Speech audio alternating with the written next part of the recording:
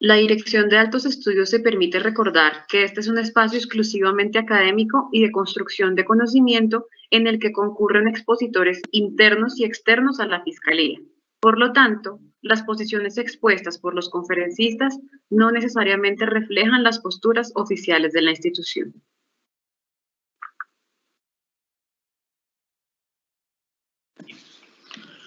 Nuevamente con ustedes todo el equipo de la Dirección de Altos Estudios, en nombre del señor Fiscal General de la Nación, doctor Francisco Barbosa, y todo su staff. Estamos aquí en el día de hoy con el fin de iniciar un nuevo ciclo de conferencias virtuales. Hoy, los 10 infalibles en la investigación de violencia sexual. Para ello tenemos a la doctora María Teresa García Ponte. La doctora María Teresa viene acompañándonos en la Subdirección de Políticas Públicas desde hace más de 5 años. Es experta en temas de violencia basada en género y, pues, entre varios de sus logros y de su actividad laboral, ha liderado el diseño y socialización del protocolo de violencia sexual, el cual es aplicado en todo nuestro territorio nacional. Asimismo, ha diseñado las listas de chequeo para la investigación en los delitos de violencia sexual, de tal manera que le damos la bienvenida a la doctora María Teresa García para que inicie su charla virtual en el día de hoy. Nuevamente, muy buen día para todos. Hola, buenos días. Ya estoy con ustedes.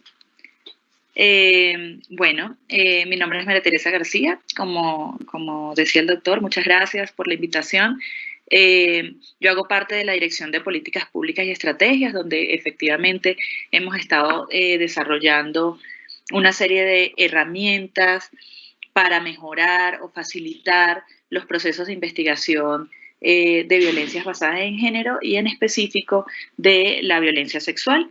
La herramienta de la que vamos a hablar hoy son los 10 infaltables para la investigación de violencia sexual. Como pueden ver, es una herramienta pequeña, de bolsillo, sintética, que se basa en los contenidos del protocolo de investigación de violencia sexual adoptado por la Fiscalía mediante la resolución 01774 de 2016 y también en algunos de los contenidos que tienen las listas de chequeo para la investigación de violencia sexual con las cuales algunos de ustedes ya están familiarizados.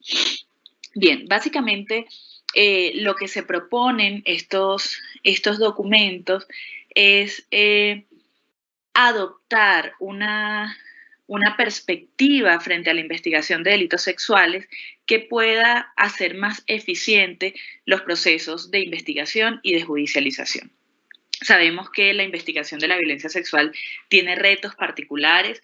Muchos de los que me están escuchando el día de hoy seguramente están buscando alternativas para superar esos retos particulares que tiene la investigación de delitos sexuales y que tiene que ver con diferentes cosas. Tiene que ver con la disponibilidad de evidencia, tiene que ver con la indisponibilidad de testigos en muchos casos, tiene que ver con el tiempo que transcurre entre la ocurrencia de los hechos y el conocimiento de los mismos. Y justamente lo que se proponen estos instrumentos es mejorar o superar estas dificultades técnicas en el recaudo de elementos materiales probatorios y evidencias físicas, al menos a partir de tres disposiciones ante la investigación. La primera tiene que ver con contemplar un rango amplio de evidencia. Lo repito constantemente en los acercamientos que hago con fiscales e investigadores, y es una mala práctica en la investigación de violencia sexual centrar todo el peso de la actividad probatoria en las víctimas. Muchas veces, como sabemos, las víctimas no tienen la posibilidad de participar en la investigación o no quieren o tienen miedo o han sido revictimizadas a tal punto de que no desean estar en contacto con las entidades. Y allí no se puede acabar nuestro deber oficioso y de debida diligencia. Nosotros debemos contemplar un rango amplio de evidencia y que esto incluye otras cosas, incluye videos, ropas, documentos, peritajes, evidencia traza, ¿cierto? Otro de los pilares de la superación de estas dificultades técnicas tiene que ver con recopilar evidencia o información que pueda servir como pruebas indiciarias o elementos de corroboración de los relatos que tenemos o los testimonios que tenemos a disposición.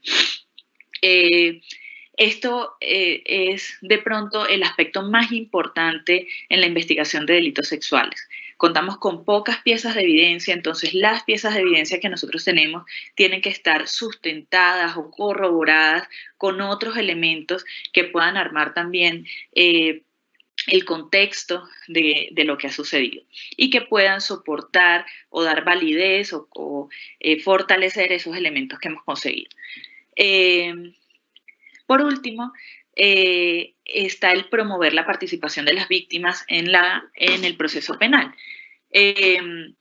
Si bien comencé diciéndoles que las víctimas no son las fuentes exclusivas de información o de evidencia, sí es claro y sí debemos reconocer que las víctimas son una pieza muy importante de la investigación y que su participación en el proceso puede promoverse evitando escenarios de revictimización, empoderando a las víctimas del proceso mediante información, canales de comunicación, donde ellas puedan realmente hacer parte del proceso de investigación a partir de condiciones de dignidad y condiciones de seguridad.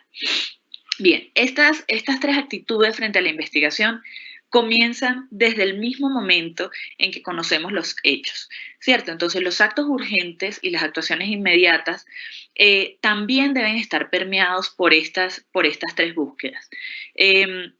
Hago esta distinción entre los actos urgentes y las actuaciones inmediatas para referirme, por una parte, a los actos urgentes que están definidos en el artículo 205 del Código de Procedimiento Penal, que, como saben, son actuaciones de investigación que realiza la Policía Judicial por iniciativa propia, no requieren de la orden de un fiscal y lo que buscan justamente es que se den de forma inminente al conocimiento de los hechos.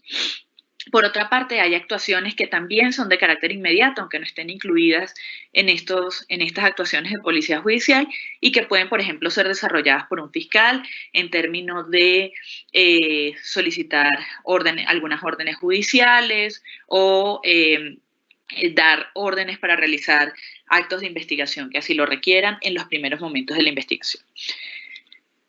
Bien. De esto de lo que yo les hablo es lo que el protocolo de violencia sexual reconoce como el estándar de urgencia. Este estándar básicamente lo que dispone es que deben realizarse actos urgentes de investigación en todos los casos de violencia sexual, independientemente de la fecha de ocurrencia de los hechos, del escenario de perpetración de los hechos y de la fuente de conocimiento de los mismos, en todos los casos de violencia sexual. Yo he tenido la oportunidad de ir por diferentes seccionales del país, conocer a los fiscales y a los investigadores que trabajan con este tipo de casos y me doy cuenta que este estándar de urgencia que parecería súper claro es interpretado de múltiples maneras a lo largo del territorio nacional. Entonces están los casos urgentes, están los casos urgentes, están los casos urgentes, pero también los que no dan espera.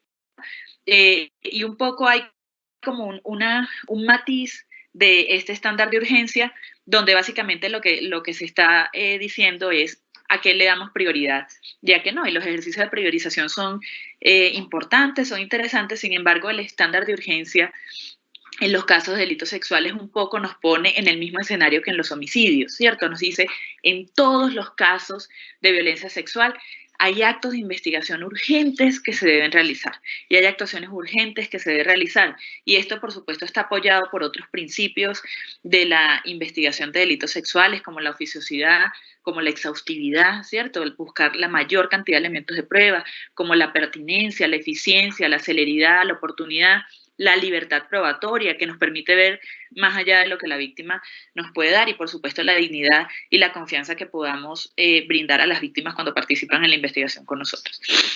Entonces, este estándar de urgencia lo que nos dice es que en todos los casos de violencia sexual debemos activar la investigación de forma urgente. Eso no quiere decir que para todos los casos hagamos los mismos actos de investigación o que tengamos una lista donde hacemos millones de actos de investigación urgentes para todos los casos, ¿cierto? Esto va a poder variar de un caso a otro dependiendo de la información disponible. En todo caso, para cumplir con el estándar de urgencia, nosotros vamos a requerir al menos 4 cosas. La primera es que desde los receptores de denuncia, el primer equipo de policía judicial que conoce el caso, el primer fiscal que conoce el caso, ¿sí? Tan pronto conocemos el caso, lo que nosotros debemos hacer es un primer análisis de la información disponible, ¿cierto? Esto nos va a permitir reconocer dónde está la evidencia y actuar de forma urgente. Actuar de forma urgente, por ejemplo, para comunicar a los equipos pertinentes que deben buscar determinadas piezas de evidencia o determinada información o resguardar determinada información o para efectivamente dar las órdenes o ir a buscarlas directamente, ¿cierto? Y esto me lleva al segundo punto, que es la necesidad de que haya una articulación o un trabajo en equipo, y esto involucra a todas las piezas de la cadena desde el conocimiento de los hechos. Esto involucra a los receptores de denuncia, esto involucra a los policías judiciales e involucra a los fiscales, quienes deben comunicarse constantemente para compartir información y alerta que realmente nutra los primeros actos de investigación.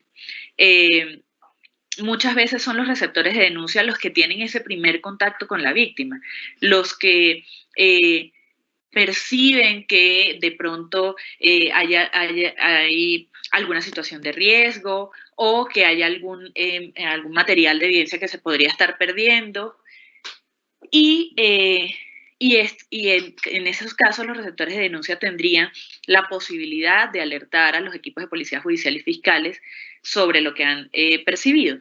Pero asimismo, los policías judiciales y los fiscales deben estar abiertos a escuchar lo que los otros miembros del equipo tienen para decir respecto de estos primeros pasos de la investigación.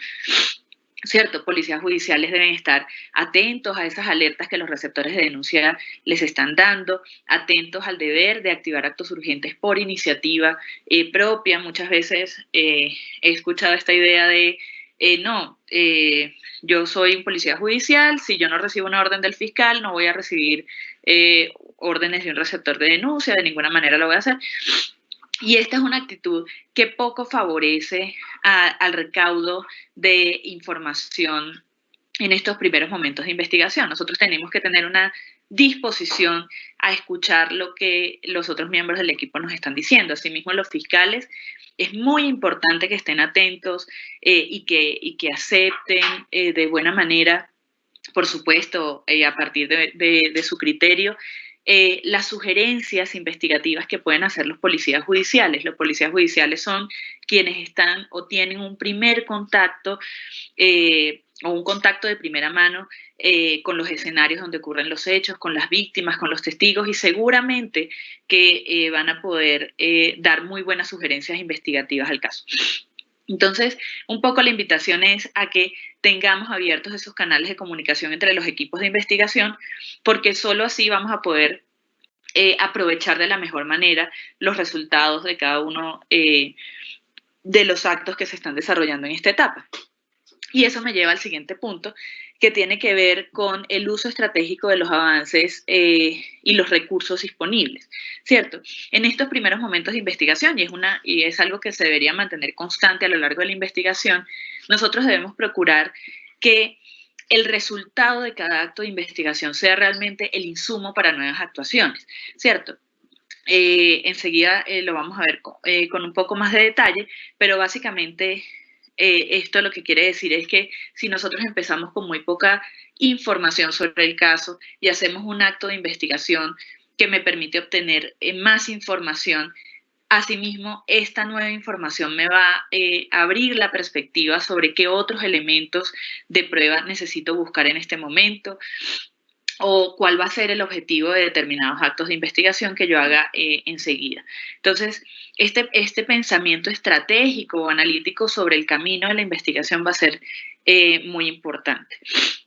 Eso va a permitir también aprovechar al máximo los recursos, va a permitir ir directo a la evidencia, aprovechar oportunidades, va a permitir evitar sesgos y actuaciones que de pronto no nos van a llevar a realmente encontrar la evidencia susceptible de perderse en estos primeros momentos de la investigación. Y finalmente, el estándar de urgencia requiere de iniciativa investigativa.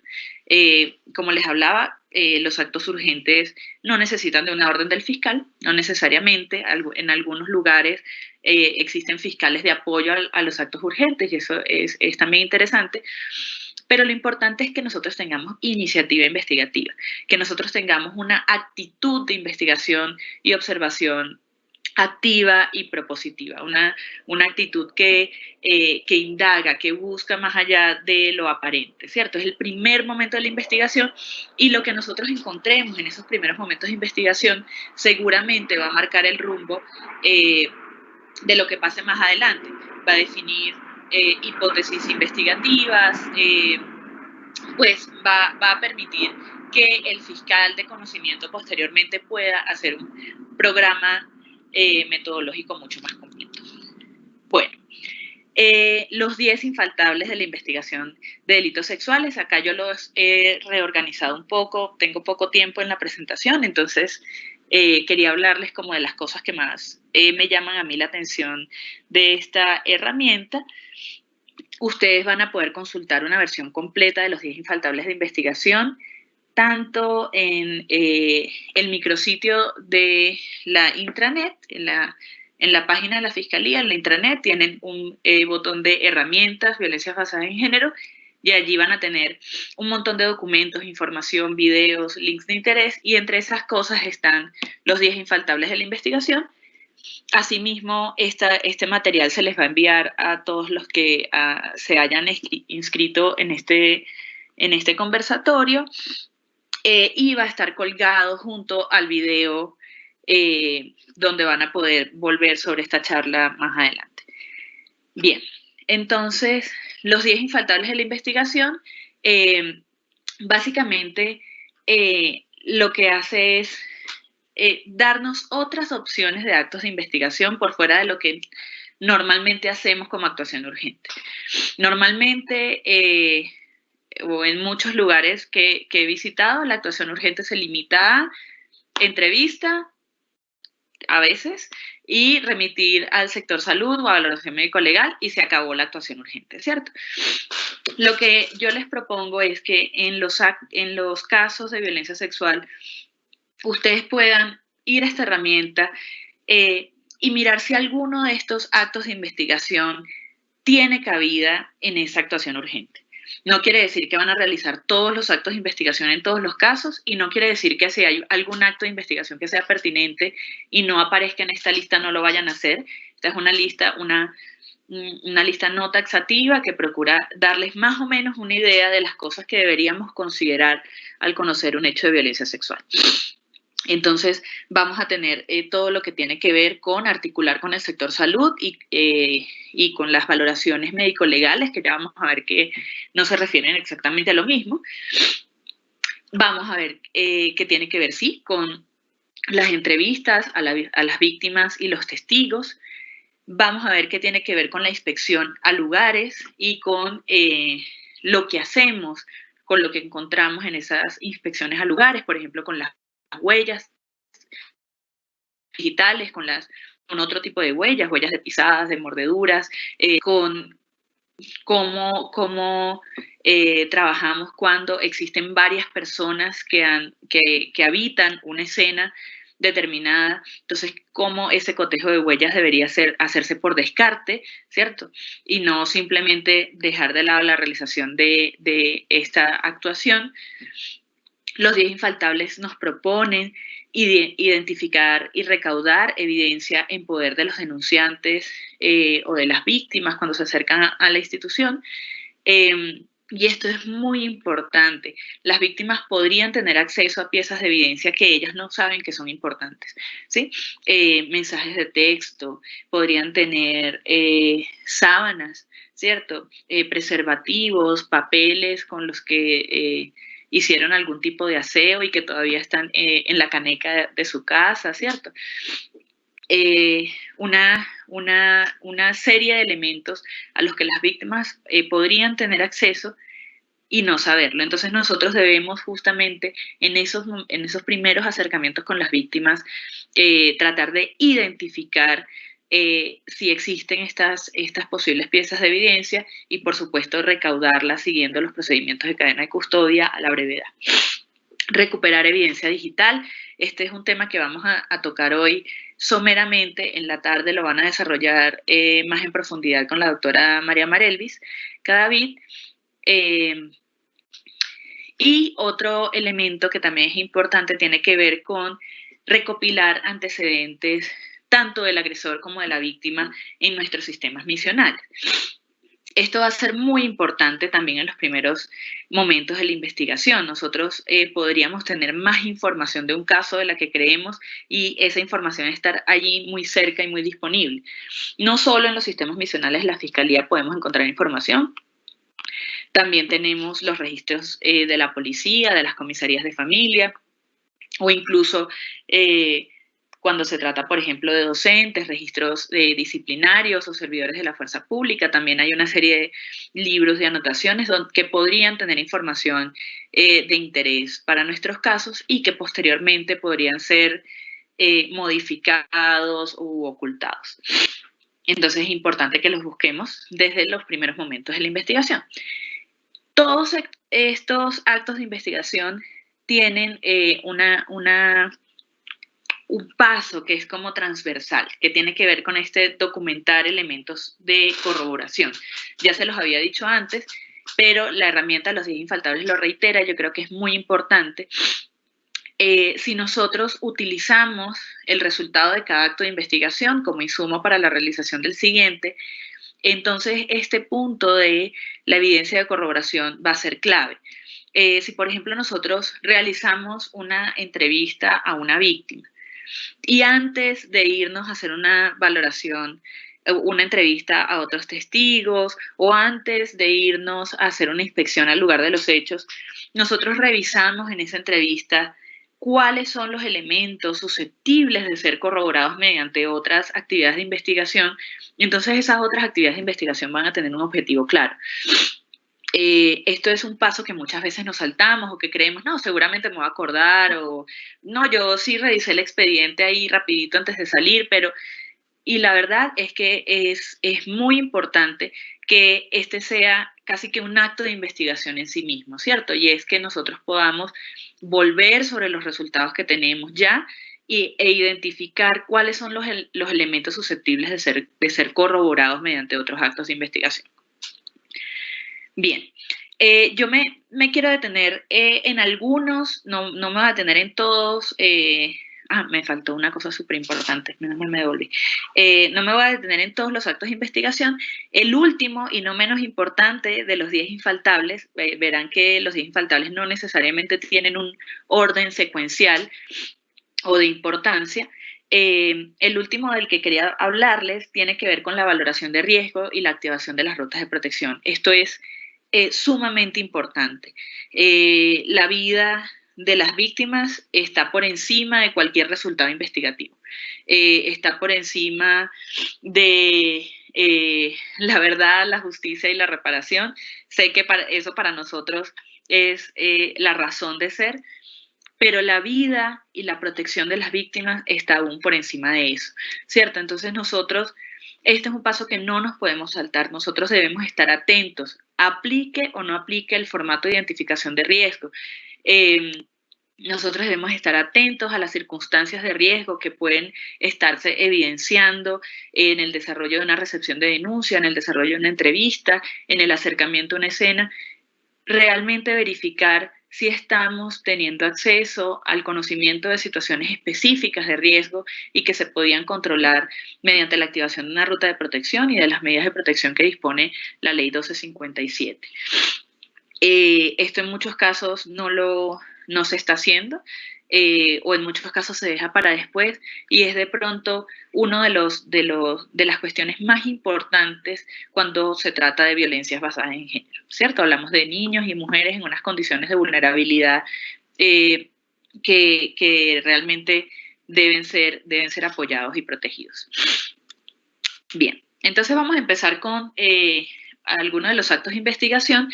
El primer acto de investigación los dos primeros actos de investigación sobre los que quisiera hablarles tiene que ver con articular con el sector salud y solicitar la valoración médico-legal a la víctima. Estos son de pronto los actos de investigación que más comúnmente se realizan como parte de los actos urgentes. Sin embargo, yo quisiera decirles un par de cosas que parecen obvias, pero no lo son. Entonces, la primera de esas es que no es lo mismo articular con el sector salud que solicitar una valoración médico-legal. Sobre todo cuando se trata de hechos recientes, menos de 72 horas, nosotros debemos priorizar la articulación con el sector salud, cosa que no necesariamente se está haciendo así en todos los lugares del país. Muchas veces pensamos, no, mandemos la medicina legal para que rápidamente recolecten la evidencia. Pero la verdad es que el Instituto de Medicina Legal no puede brindar a la víctima la atención necesaria, por ejemplo, para evitar el contagio de una enfermedad, para hacer una anticoncepción de emergencia o incluso para garantizar una interrupción voluntaria del embarazo. Entonces, lo primero que nosotros debemos hacer si la víctima no ha asistido a un centro de salud es remitirla al sector salud. Después vendrán, si es pertinente, una valoración médico-legal, aunque el sector salud en las primeras 72 horas después de ocurridos los hechos es quien tiene la competencia para realizar las valoraciones médico-legales. Bueno, esa es una parte. Luego, si la víctima sí asistió ya a un centro de atención o, por ejemplo, viene remitida desde el sector salud, es importantísimo que desde el primer momento de la investigación nosotros vayamos al centro de salud y recolectemos la evidencia que está allí disponible o la evidencia que ha sido recolectada en el marco de la atención en salud. Esto no necesariamente se está haciendo, parece muy obvio, pero la verdad es que en muchos lugares del país esto no se hace. Los hospitales tienen almacenes repletos de evidencia ya caduca, y esto es muy paradójico porque generalmente pues he escuchado a fiscales a lo largo del país añorando la existencia de evidencia para sustentar sus casos. Muchas veces la evidencia está allí y se está perdiendo en un almacén de un hospital porque nunca vamos a recolectarla. Entonces esto es de verdad como un llamado de atención a cómo vamos a hacer para no dejar perder esa evidencia tan importante y tan contundente que puede estar reposando en los centros de salud, por los que la víctima ya transitó. Otro punto que va a ser importante mencionar aquí es que las actividades que se realizan en el acercamiento a un centro de salud, vamos a suponer que nos hacen el reporte del centro de salud y, como debe ser, un equipo de policía judicial se dirige inmediatamente al centro de salud y allí pueden entrevistar al acompañante de la víctima, a la víctima si se encuentra en condiciones, recolectar la evidencia para llevar a los laboratorios. Esas actividades en el centro de salud no agotan la necesidad de adelantar la diligencia de inspección al lugar de los hechos. No en todos los casos necesitamos ir al lugar de los hechos, pero en los casos donde es necesario, esta actuación no se agota con ir a los centros de salud. Entonces, esta diferencia es bien importante. Entonces, efectivamente, para redondear un poco, ir a los centros de salud nos permiten, como parte de los actos urgentes, nos permiten un montón de cosas, nos permiten identificar y obtener datos de ubicación de posibles testigos, ¿cierto? Que pueden ser quienes acompañaron a la víctima al centro de salud, personal de enfermería, médicos tratantes, e incluso obtener datos del agresor. Pero si nosotros no vamos de inmediato, sino que, bueno, vamos cuando inicia la investigación, unos 3, 4 meses después, entonces vamos a encontrar que las enfermeras ya no se acuerdan de esa víctima, que el médico tratante un poco tiene la referencia de lo que escribió en la historia clínica, pero no tiene muchos detalles, ya no tenemos acceso de quién fue la persona que acompañó a la víctima, y la verdad es que perdemos un montón de información que sería clave en el desarrollo de este tipo de casos que, como sabemos, tiene un montón de dificultades probatorias. Efectivamente, la historia clínica y la anamnesis que contiene son potenciales elementos de prueba. Y además, como les decía antes, este tipo de elementos nos van a permitir determinar la oportunidad y el contenido de próximas entrevistas o establecer el objetivo de próximos actos de investigación. Nosotros podríamos pensar, no, las historias clínicas, la verdad, no van a desaparecer al corto plazo, yo podría irlas a buscar después, entonces no hace parte de la actuación urgente. Sin embargo, cuando pensamos esta cadena de actos de investigación, pues lo mejor es que de forma oportuna los documentos que contienen declaraciones de la víctima o primeras evaluaciones de la víctima sean revisados antes de proceder, por ejemplo, a hacer una entrevista, ¿cierto? Esto, como ustedes saben, va a evitar escenarios de revictimización, va a permitir hacer una entrevista mucho mejor enfocada. Los centros de salud sí guardan mucha evidencia atrás al realizar determinado tipo de exámenes, pero también guardan otro tipo de evidencia, por ejemplo, dispositivos electrónicos o prendas de vestir. Muchas veces estos elementos no son resguardados por los centros de salud y sin embargo pueden llegar a ser muy importantes para la investigación. Entonces, esta es otra de las razones por las que debemos acudir a estos centros de forma inmediata para poder verificar qué tipo de evidencia tenemos disponible allí. Como les decía antes, entonces, articular con el sector salud y solicitar valoraciones médico-legales, como vemos, son dos escenarios muy diferentes. Respecto de la valoración médico-legal, quisiera solo decirles un par de cosas. Uno, como les decía antes, no nos garantiza la atención médica e integral a la víctima. Y por otra parte, la valoración médico-legal en algunos casos podría encontrar ADN, ¿cierto?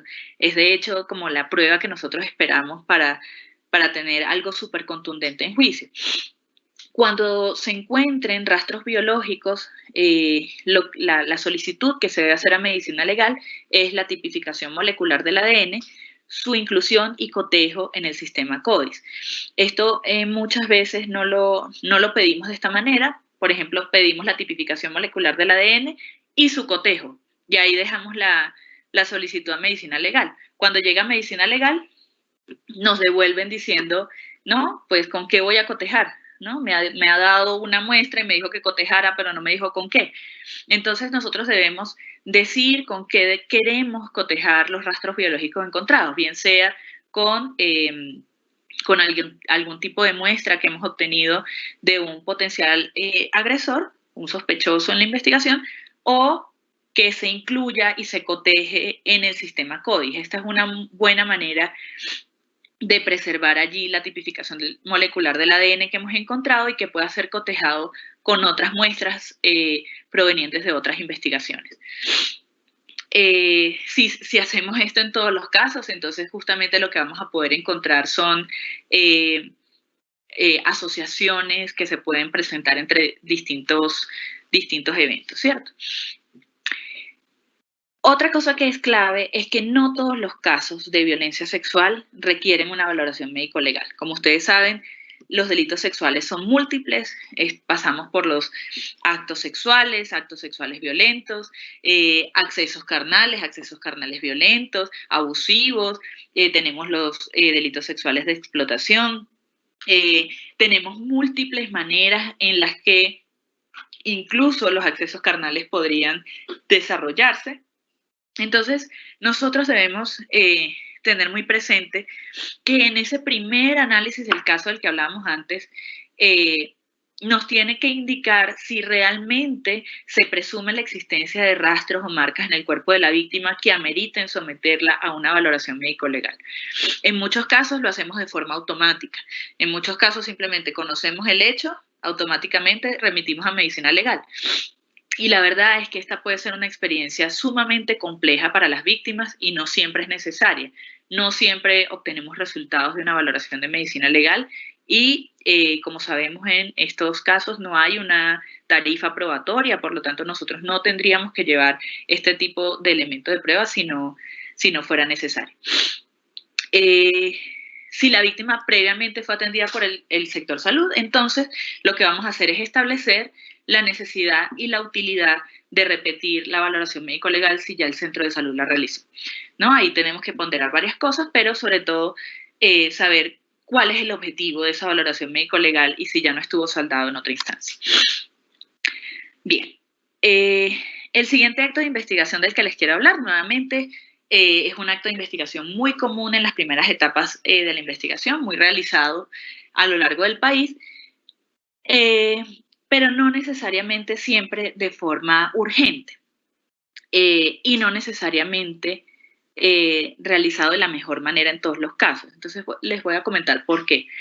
Muchas veces nosotros tenemos como unos estándares muy altos en la realización de entrevistas a niños víctimas de violencias sexuales. Pero cuando llega una víctima adulta de delitos sexuales es como que si se nos olvidara todo lo que teníamos entendido respecto de la entrevista de niños. Se nos olvida la utilidad de una entrevista videograbada, se nos olvida la utilidad de una entrevista no sugestiva, no revictimizante, se nos olvida la utilidad de hacer la entrevista de forma urgente. Cuando tenemos víctimas niños o víctimas adultos, la calidad de ese acto de investigación y las condiciones en las que se realiza ese primer acercamiento con las víctimas es fundamental, independientemente de la edad de la víctima. Como saben, las víctimas y los testigos pueden dar cuenta no solo de los hechos, sino de las personas involucradas en los hechos, de elementos que son sustanciales posteriormente para la configuración del delito, y del contexto de los hechos. Entonces, la información que podemos obtener mediante una entrevista es bastante amplia.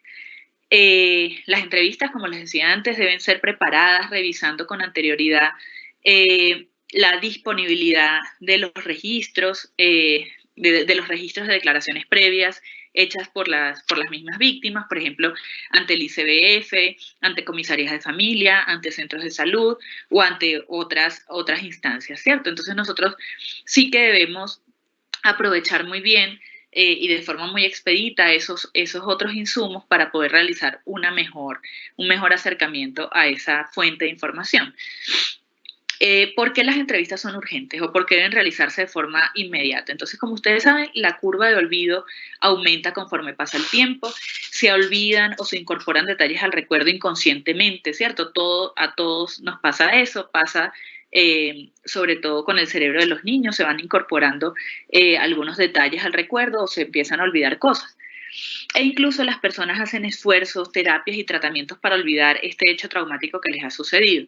Entonces, esta es una razón muy importante por la que nosotros debemos realizar las entrevistas de forma urgente e incluso, y esto ya es más un guiño a los fiscales, comenzar a estimar la utilización de las pruebas anticipadas en ese tipo de casos. No me voy a dedicar a este tema en este momento, pero ahí les dejo el interés y la información la pueden encontrar en la lista de chequeo de investigación de violencia sexual número 4.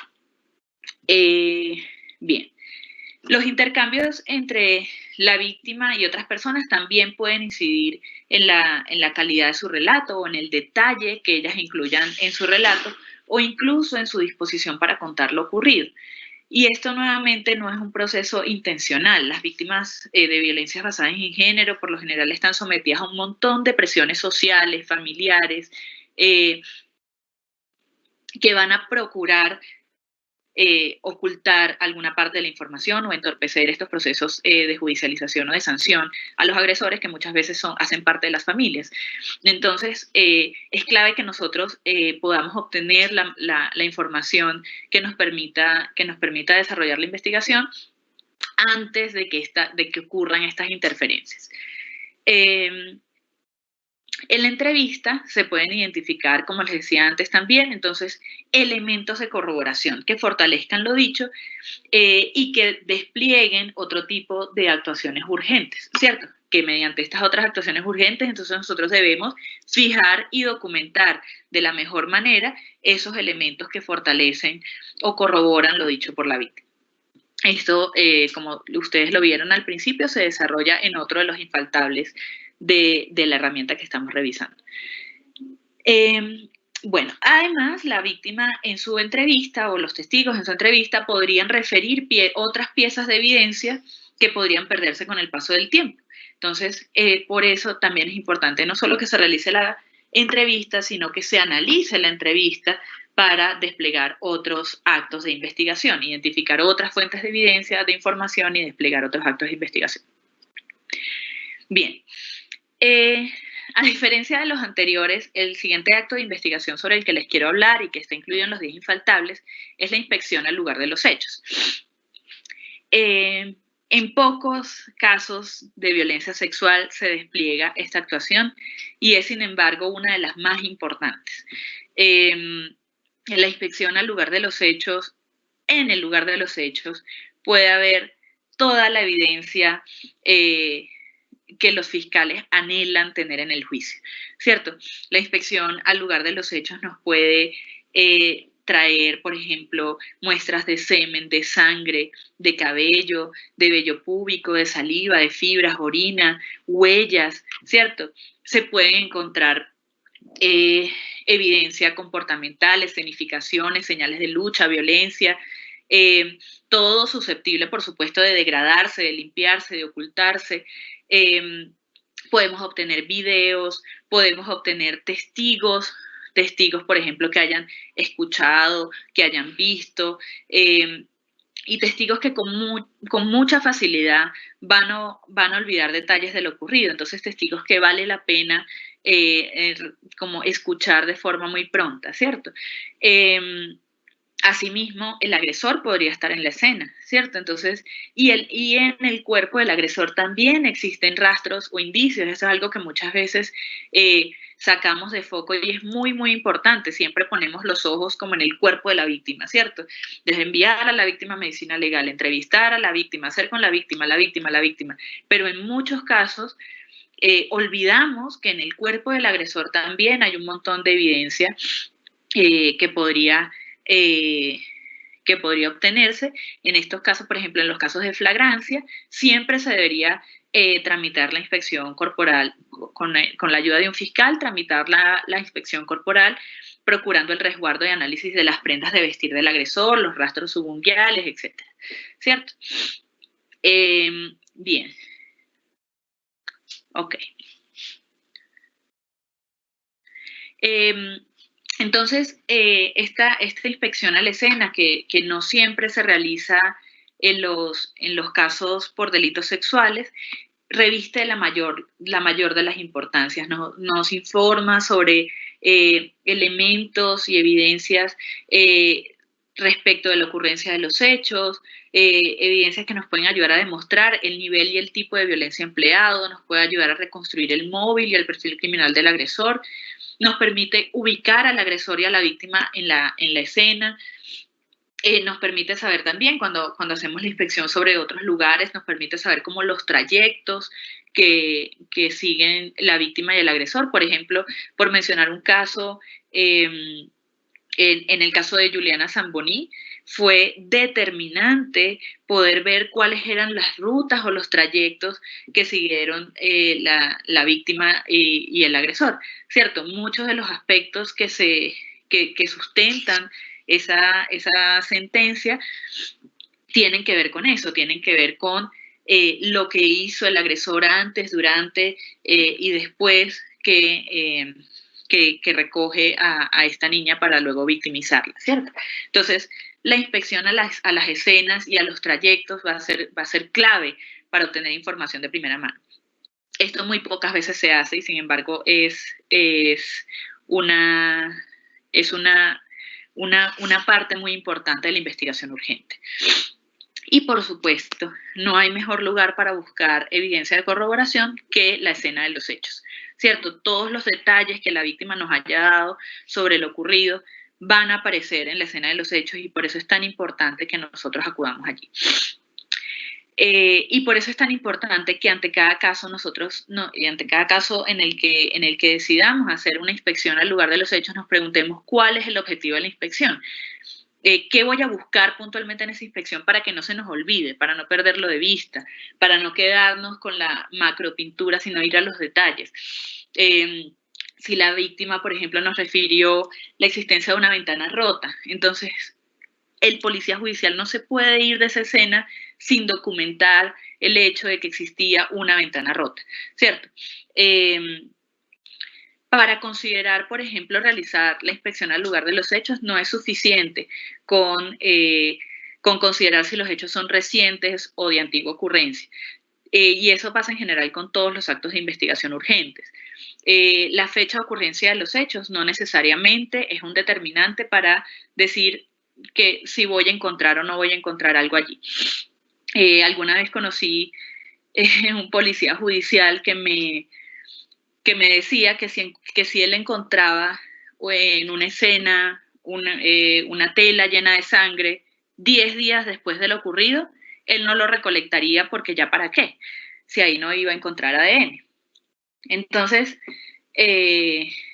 a mí me sorprendía esa respuesta y sobre todo me hacía pensar lo útil que habría sido recolectar y documentar la existencia de un paño con sangre humana en una escena por un delito sexual, por ejemplo, que estuviese marcado por la violencia física, ¿cierto? A lo mejor no se encuentra el ADN, a lo mejor sí, la verdad es que no era la experticia del policía judicial ni la mía poder determinar si en ese momento se podría o no encontrar ADN en una pieza de tela.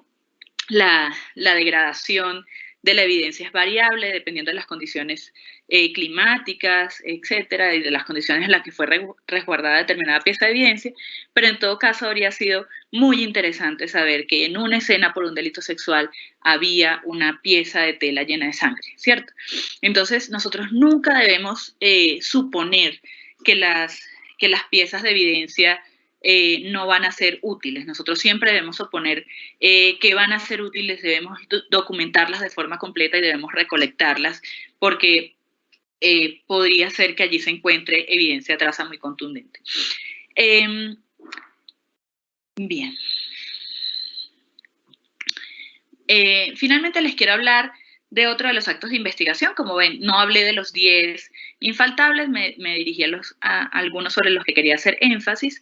El siguiente acto de investigación tiene que ver con la recuperación de la evidencia digital. Esto va a ser muy importante, tanto en los primeros momentos de investigación como a lo largo del proceso investigativo posterior. Si es preciso, debemos incautar los dispositivos y someterlos a análisis. En caso de encontrar datos sensibles o privados, debemos solicitar a las empresas de telecomunicaciones o a las que corresponda, dependiendo de lo que hayamos encontrado, la fijación de los datos hasta obtener la orden de un fiscal o la orden judicial para su recolección. La verdad es que la evidencia digital, la evidencia que nosotros podemos recuperar por medios digitales, nos ayuda a sustentar casos tanto que ocurren en escenarios virtuales como en escenarios presenciales, ¿no? ¿Sí? Nosotros no debemos hacer esta asociación de que si un hecho ocurre de forma presencial entre una víctima y un agresor, no voy a encontrar, por ejemplo, en Facebook o en teléfonos celulares información que pueda serme útil. Hay agresores, por ejemplo, que hacen videos de lo que ha ocurrido o toman fotografías o envían mensajes previos a sus víctimas o posteriores, y eso podría ser muy importante para la investigación. También podríamos encontrar historiales de llamadas, de GPS, historiales de navegación, que pueden brindar información clave para el caso. Y como saben, estos historiales con facilidad pueden borrarse, eliminarse o actualizarse. Asimismo, los dispositivos de almacenamiento podrían ser hurtados, extraviados, o las personas podrían perder el interés en compartir este tipo de información con la entidad. Entonces nosotros, de forma urgente, tan pronto sepamos de la existencia de algún elemento de evidencia digital, debemos recolectarlo. Incluso muchas víctimas se aproximan a colocar una denuncia y lo dicen durante la recepción de la denuncia. Dicen, tengo este mensaje que me han mandado, tengo el video o tengo la muestra acá en mi celular de lo que está pasando, y ese es un momento muy importante para que los receptores de denuncias, si no tienen funciones de policía judicial, puedan ponerse en contacto con los equipos de policía judicial para que esta información sea resguardada, para guardar un pantallazo y luego poder acceder directamente a la información o de alguna manera no dejar que la víctima se vaya sin darnos esa información. Asimismo, las redes sociales y las fuentes de datos abiertas pueden incluir información sobre los hechos, sobre la identidad o el perfil criminal del agresor y su relación con la víctima, y muy poco usamos las redes sociales. Yo siempre les digo en mis encuentros con fiscales e investigadores que estamos en el futuro y todo pasa por las redes sociales. Realmente es muy poca la información que se queda por fuera de las redes sociales. Esto nos puede servir para hacer actos para la plena identidad de las personas, para ubicarlos, etc. Entonces, realmente acudir a la información dispuesta en las redes sociales es muy importante. Un poco retomando, la evidencia digital de la que nos van a hablar en la charla de la tarde es clave en este momento para encontrar información sobre la ocurrencia del delito, sobre la vinculación de posibles responsables, para establecer relaciones entre la víctima y el agresor, para establecer dinámicas de explotación sexual, de extorsión, de acoso y otras, para ver o poder apreciar episodios de revictimización por parte del mismo agresor, e incluso para reconstruir el perfil del agresor y sustentar las formas de violencia psicológica o patrimonial a las que ha sometido a sus víctimas, ¿cierto?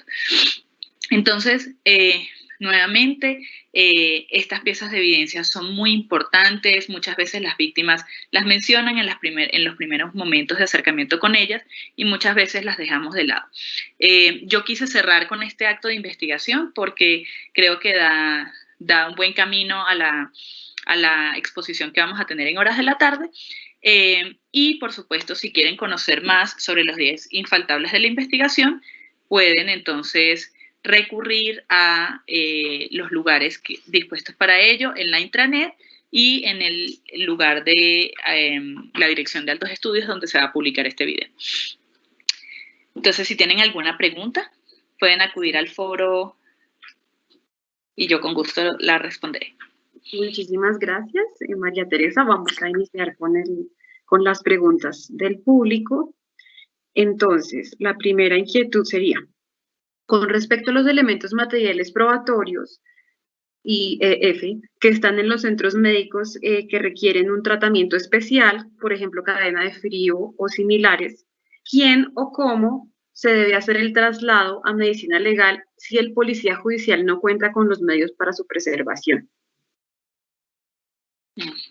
Claro, esa es la pregunta sobre los recursos. Efectivamente, hay lugares donde tenemos unas limitaciones bien importantes. Pues realmente necesitamos preservar la cadena de frío, deberíamos tratar de buscar aliados locales que puedan ayudarnos a buscar ese tipo de evidencia, a trasladarla, pues, o a darnos las neveras o los contenedores que nos permitan trasladar la evidencia a medicina legal. Pero realmente esa pregunta tiene mucho más que ver con las deficiencias de recursos que hay en la entidad. Perfecto, muchísimas gracias. Entonces, la siguiente inquietud sería, ¿el FIR es aplicable a menores de edad? No. Hay unas condiciones para aplicar el formato de identificación de riesgo y una de las condiciones específicamente tiene que ver con que la víctima sea mayor de edad. Por eso el formato de identificación de riesgo no aplica para muchos de los casos de violencia sexual que nosotros conocemos. Pues estos recaen sobre todo sobre niños, niñas y adolescentes. Lo que yo les sugiero en ese caso son varias cosas. Primero, utilizar las herramientas de valoración de riesgo del Instituto de Medicina Legal. Ellos uno le puede solicitar a medicina legal directamente que hagan este tipo de valoración de riesgo y además poder estar atentos a las distintas circunstancias de riesgo que se enuncian desde la recepción de la denuncia o en el desarrollo de distintos actos de investigación donde nosotros podemos alertar que existen situaciones de riesgo particular. Perfecto, gracias. La siguiente inquietud. En virtud del enfoque de género que se puede solicitar en la investigación y en el derecho de la víctima a la no revictimización, la víctima puede solicitar que el policía judicial que la entreviste y la acompañe en el proceso sea mujer. Sí, la víctima, de hecho, si vamos al protocolo de investigación de violencia sexual, esta es como una de las disposiciones, ¿no? Nosotros, si existe la capacidad de personal, nosotros deberíamos ofrecerle a la víctima la posibilidad de que escoja el sexo de la persona que la entreviste. Hay víctimas que se sienten mucho más cómodas hablando de estos temas con una mujer, hay otras que se sienten más cómodas hablándolo con un hombre. Si no existe la posibilidad de ofrecerle esto a las víctimas, lo que el protocolo sugiere tiene que ver con hablarle de las características del profesional que la va a atender en esta diligencia, ¿cierto? Hablarle de que es una persona que va a guardar la mayor confidencialidad sobre lo que se hable allí, que es una aproximación netamente confidencial, que él está preparado o que es un experto en la realización de este tipo de procedimientos, que se puede sentir segura y tranquila. Entonces, sí, como brindarle un poco la confianza de que pueda hablar con un hombre si es que no existe un personal femenino para poder un poco complacerla en esta preferencia. Perfecto. Muchas gracias. Una siguiente inquietud. Como manifestó en la conferencia, si ya la víctima fue atendida por el sector salud, es evaluar si ya se envía valoración médico-legal, pero en nuestro caso en Risaralda nos indican que la víctima debe asistir, así haya pasado mucho tiempo, porque así no se haga una revisión física, ellas hacen un relato. ¿Esto es adecuado? Para el servidor o servidora, eso no resultaría adecuado. Por eso su inquietud. No sé si entendí bien la pregunta. ¿Me la puedes repetir, por favor? Claro que sí. Como manifestó en la conferencia, si ya la víctima fue atendida por el sector salud, es decir, evaluar si se envía valoración médico-legal, y ahí el servidor o servidora indica. En nuestro caso en Risaralda, nos indican que la víctima debe asistir así haya pasado mucho tiempo, porque allí no se hace porque así no se haga una revisión física, las víctimas llevan a cabo un relato. ¿Esto es adecuado? Ok. Déjame ver si comprendí un poquito la pregunta. Es que está escrita como rara. Sí. La cuestión es la siguiente. La víctima debe ser remitida al sector salud para su atención integral, física, psicológica, sexual, reproductiva, ¿cierto? Debe ser remitida al sector salud siempre, ¿cierto? Siempre debemos remitir a la víctima al sector salud. Respecto de la valoración sexológica o la valoración médico-legal que se haga en el sector salud, entonces allí nosotros tenemos lo que dispone la resolución 459 de 2012, ¿cierto? Que es la resolución del Ministerio de Salud y Protección Social, que nos explica que en las primeras 72 horas después de la ocurrencia de los hechos, las víctimas pueden ser valoradas directamente en el marco de la atención, deben ser valoradas directamente en el marco de la atención en salud. Es decir, los centros de salud son quienes deben realizar esta valoración y si los centros de salud ya realizaron esta valoración, a menos que hayan dejado algo por fuera, no sería necesario remitirla nuevamente a una valoración médico-legal, a menos que, por ejemplo, no sé, la víctima en su relato nos haya hablado de que tiene una cicatriz y esta cicatriz o la existencia de esta cicatriz no haya sido legal que hace el centro de salud en ese primer acercamiento. Puede ser que el fiscal necesite que se documente la existencia de esa cicatriz en el cuerpo de la víctima y por eso la remita nuevamente a medicina legal. No para la valoración completa, sino simplemente para que se documente ese aspecto que ha quedado por fuera de la primera valoración. Esto cuando el hecho ocurre en las primeras 72 horas, o hay lugares del país donde no hay medicina legal, entonces los centros de salud son siempre los encargados de realizar este tipo de valoración. Si los hechos han ocurrido con más de 72 horas de distancia al conocimiento, entonces lo que corresponde es sí, enviar a salud de forma urgente y posteriormente enviar a una valoración médico-legal, ya que en ese caso, en esos casos de con mayor margen de tiempo, el centro de salud no es el que estaría llamado a realizar esa valoración, sino directamente medicina legal. Perfecto, muchas gracias. Una siguiente inquietud. Si la víctima tiene un himen dilatable de nacimiento y la víctima manifiesta que fue objeto de maniobras sexuales propias de acceso carnal abusivo, medicina legal concluye que ante un himen dilatable de nacimiento no es fácil encontrar hallazgos de abuso sexual, pero la víctima tiene una conciencia de fantasía, pensamiento que no es real y el niño es consciente de ello y se ratifica en la violación. ¿Cómo el fiscal sostiene esta postura? ¿Cómo? Otra vez. Bueno, repíteme, porque ahí está el himen, en la fantasía, un montón de cosas. Sí. Otra vez. Vamos a leer. Si la víctima tiene un himen dilatable de nacimiento y la víctima manifiesta que el objeto de maniobras sexuales propias de acceso carnal abusivo, medicina legal concluye que ante un himen dilatable de nacimiento no es fácil encontrar hallazgos de abuso sexual, pero la víctima tiene una conciencia de fantasía, pensamiento que no es real y el niño es consciente de ello y se ratifica en la violación. Entonces creo que la inquietud es cómo el fiscal sostiene esta postura. Bueno, ahí vamos a hacer como varias claridades. Esto se sale un poco del tema que estuvimos trabajando el día de hoy, pero bueno. La primera cosa que les voy a hacer es recomendarles el protocolo de investigación de violencia sexual y las listas de chequeo donde algunas de estas cosas son aclaradas, ¿sí?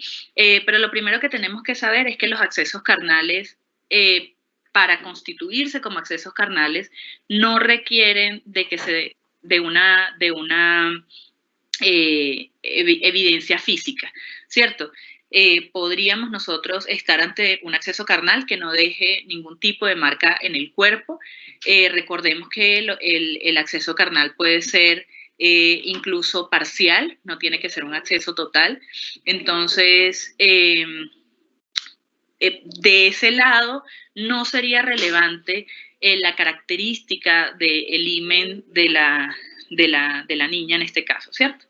No es relevante. Mejor dicho, la ley 1719 dispone que no necesitamos el desgarro del himen o de una evidencia física en el cuerpo de la víctima para demostrar que estamos ante un acceso carnal. Respecto de la conciencia de la víctima o del fantaseo de la víctima, lo que se sugiere en estos casos es poder recurrir a una valoración psicológica. Una valoración psicológica que nos determine realmente si es relevante frente a estos hechos que ella está poniendo en conocimiento,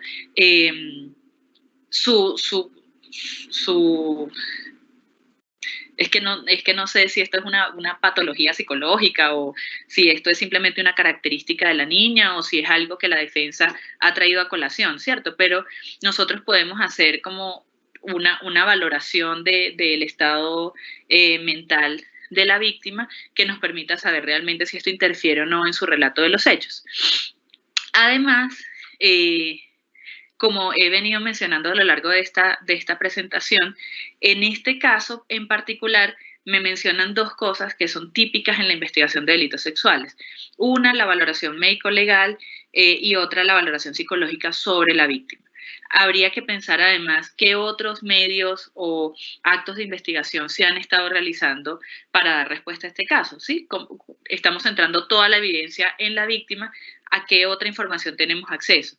¿Quién es el presunto agresor? qué otros actos de investigación se realizaron, qué otras manifestaciones de una posible violencia sexual ha tenido la niña, pues por fuera de las marcas que puedan haber quedado en su cuerpo. Entonces, la investigación, por supuesto, tiene que ser mucho más completa.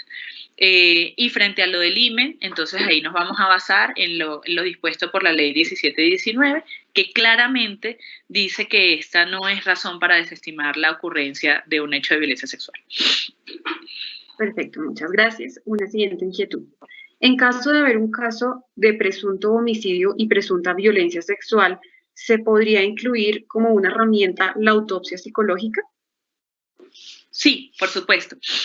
En el protocolo latinoamericano de feminicidio lo explican de una manera mucho mejor, de una manera exhaustiva, quiero decir, la autopsia psicológica como una forma de indagar sobre la vida de la víctima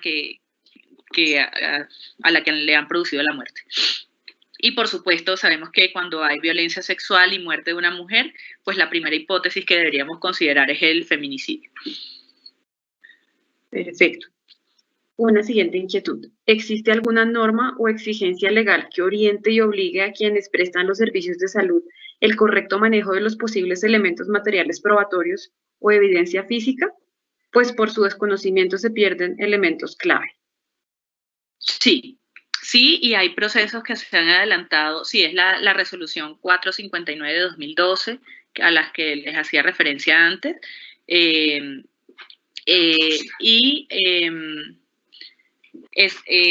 Pues esa es como lo que los rige a ellos en esa materia. Y sí, pasa en muchos lugares del país que pueden llegar a cometer errores, pero también hay en el país muchas iniciativas de formación entre medicina legal y los centros de salud para justamente dar una formación constante a estos médicos que tienen que realizar estas valoraciones. Perfecto. Una siguiente inquietud. Ya sabemos que estamos en un estado de emergencia con esta pandemia. Algunas de las denuncias se están recibiendo por internet o recibimos un llamado del sector salud. Las víctimas deben salir de la casa para hacer la entrevista o los servidores pueden hacer la entrevista en el centro de salud. ¿Cuál sería la instrucción en este contexto? Bueno, la verdad no tengo la capacidad de darles instrucciones en este contexto, pero lo que sí sé que se está haciendo en muchos casos es la realización de varias diligencias por vías virtuales. Yo creo que la doctora María Marelvis, que es la coordinadora de temas de género de la delegada, puede brindarnos de una manera más clara cuál ha sido la instrucción en estos casos. Gracias, María T. Muy buenos días para todos y para todas. Con relación a las entrevistas, si se pueden tomar o cuál sería la forma de recepcionar en este momento de pandemia las entrevistas forenses, incluso a ellos se había referido la doctora Lilian en su conversatorio, y las entrevistas, o sea, tenemos que ser recursivos. Uno, porque no podemos colocar en riesgo en el tema de pandemia a la víctima o a su acompañante, tampoco a nuestros investigadores, y se hablaba de la recursividad a la hora de realizar las entrevistas forenses vía internet. O sea, hoy yo creo que esta pandemia nos ha colocado avante de lo que son los sistemas, la información y la forma, o las diferentes formas a través de las cuales nosotros podemos obtener elementos materiales probatorios o evidencia física, en este caso una entrevista forense. Se hace referencia, obvio, yo tengo que saber a qué persona estoy entrevistando como investigador y como fiscal. A mí me interesa saber quién es la persona que se está entrevistando. Entonces, se hablaba de la recursividad acerca de las formas creativas a través de las cuales le podemos decir, presénteme o mándeme vía WhatsApp o escanéeme el registro civil, o el documento de identificación. O sea, tenemos que tener alternativas. Lo que no podemos es, so pena de que estamos en una pandemia, decir no vamos a recepcionar o no vamos a realizar esta actividad o esta diligencia. Máxime que hay algunos lugares que no son de ciudad y son entornos rurales donde va a ser mucho más difícil la posibilidad de que una persona pueda concurrir de forma directa, dadas las dificultades que tenemos o limitaciones de transporte que también existen el día de hoy. Entonces, es esa como la recomendación que se ha realizado, seamos recursivos como investigadores. Creo que esto nos ha llevado a sacar lo mejor de nosotros en pro de la investigación y judicialización de estos casos. Esto sería como para señalar en este caso, es posible, claro que es posible. Si ustedes miramos, el artículo 105 nos habla de obtener elementos materiales probatorios y nos habla específicamente de la fijación por cualquier medio idóneo. Y obviamente el artículo 206, el 206A, que hace el 206 y 206A, que hace referencia a las entrevistas, también nos habla de que se realice la fijación. Haciendo este seguimiento, no vamos a tener ningún inconveniente frente a la actividad que estamos desarrollando. Y como tú lo decías, María T., ¿para qué nos va a servir la entrevista? Porque es una de las cosas que nosotros miramos, para obtener información y a través de esa información que nosotros tenemos, obtener otros elementos materiales probatorios o evidencia física que se constituyen la evidencia corroborativa periférica. Es por ello de vital importancia recepcionarla inmediatamente y utilizar todos los mecanismos que estén a nuestro alcance para obtener esta información. ¿Qué será importante? Dejar constancia como investigadores, ustedes como investigadores, de la forma en que se fijó y en razón a qué. Obviamente la fecha ya nos va a indicar que estamos en una pandemia y eso nos va a inmortalizar, por decir así, cuáles fueron las circunstancias específicas y la razón por la cual se tomó de esta manera. Yo creo que eso es lo más importante. Muchísimas gracias. Sí, para complementar nada más, habría que siempre pues estar muy alertas de si la víctima se trata de un niño, una niña o un adolescente, saber cuál fue el contexto de la violencia y que de pronto esta entrevista que tratemos de hacer de forma virtual no sea en presencia pues de los agresores, ¿cierto? De todas maneras, si es el caso, seguramente el ICBF habrá hecho algún tipo de avanzada pues en el restablecimiento de derechos. No, yo considero que en la entrevista forense a niños no es el mejor escenario realizarlo por medios virtuales, estamos en una condición excepcional realmente, pero bueno, es una posibilidad que podemos considerar. Una de las charlas que vimos antes, la que dictó la doctora Lilian Soto respecto de la investigación de la violencia intrafamiliar en tiempos de pandemia, nos habla también bastante en detalle de cómo podemos realizar algunas actuaciones en esta época. No sé si tuvieron la oportunidad de verla, si no, pueden volver sobre ella en el portal de Altos Estudios. Gracias, sí. Aprovechamos la oportunidad para recordar que las charlas están colgadas en la intranet. Cuando las quieran ver o revisar, allí pueden encontrarlas. Ahora iríamos a una siguiente inquietud, aprovechando que también la doctora María Manelis está presente, y sería la siguiente. Para las víctimas de los delitos sexuales en Colombia, cuando los hechos han ocurrido fuera de nuestro territorio, pero el agresor o incluso sus padres son colombianos, ¿cómo podemos actuar? Y si los hechos son en Colombia, ¿cómo podemos articular toda la actuación con migración para apoyar a la víctima? Ok, esa es una pregunta para la doctora María Marelvis, ¿sí? Sí, pues las dos, pues dirigidas las dos, sino que digo que aprovechando que la doctora María Marelvis está presente, en caso. Sí. Obviamente que es una pregunta que se sale de lo que venía explicando o del objeto del conversatorio. Si no estoy entendiendo, si te entendí bien la pregunta, ¿los hechos ocurrieron en el exterior? Sí, y puede que el agresor o incluso los padres del agresor, según comprendo lo que redacta la pregunta, pueden ser colombianos. Sí, bueno, pero esto tiene que ver con el concepto de territorialidad y extraterritorialidad de la ley y del lugar de la ocurrencia de los hechos. Tenemos que tener en cuenta que si los hechos ocurren en otro país, pues existe un sistema que se encargará de realizar el proceso de judicialización, como lo hacemos nosotros también. Cuando tenemos ciudadanos extranjeros y ocurren hechos aquí en Colombia, nosotros tenemos la obligación de investigar todos los hechos que tengan ocurrencia en nuestro país, ¿sí?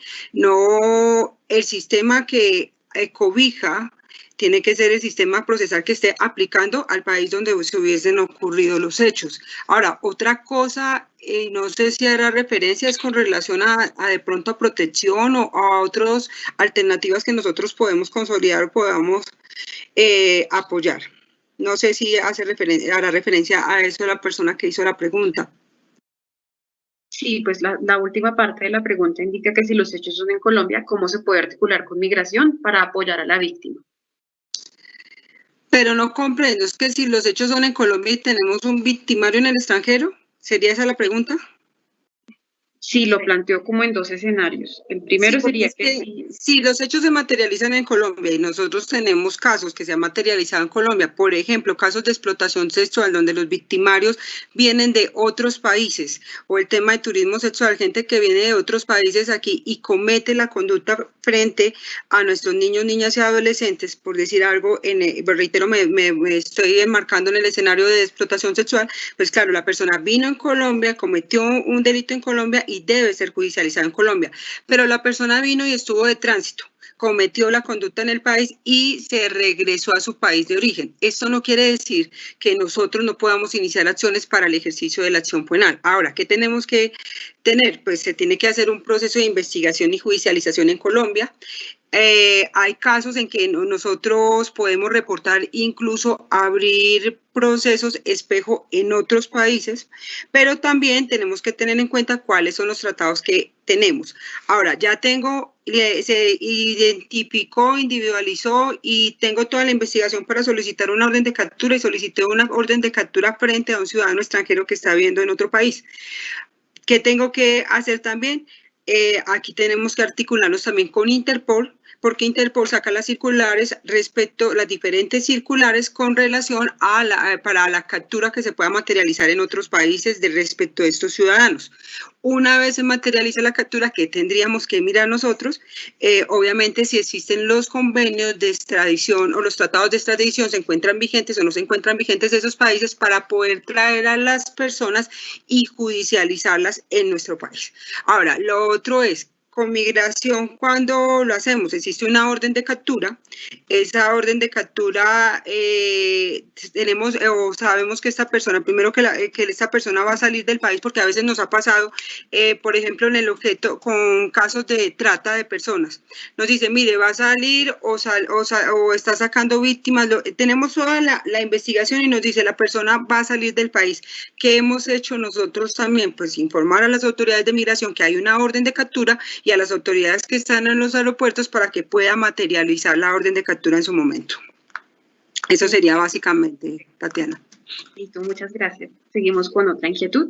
Si estoy investigando por acceso carnal abusivo, pero la víctima ya adquirió la mayoría de edad y se escucha su testimonio y esta víctima manifiesta que todo fue una mentira creada por la psicóloga y el fiscal, ¿qué se puede argumentar y qué se podría utilizar como medios probatorios para no ir directo a una preclusión? Es que, bueno, habla María T, qué pena. Realmente este es un caso nuevamente en el que todos los elementos de prueba están puestos en la víctima, ¿cierto?